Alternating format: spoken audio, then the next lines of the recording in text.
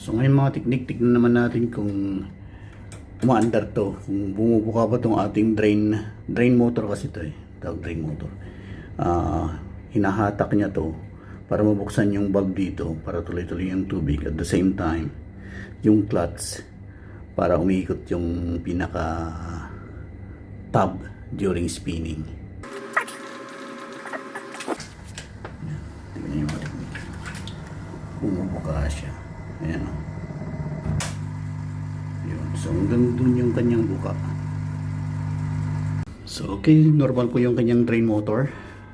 Bumubukas yung kanyang pinaka valve at saka itong clutch.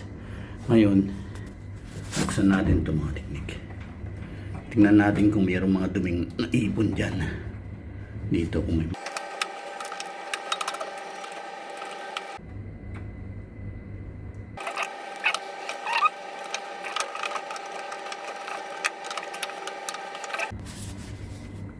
Yan siya mga teknik. Hindi naman siya ganun kadumihan.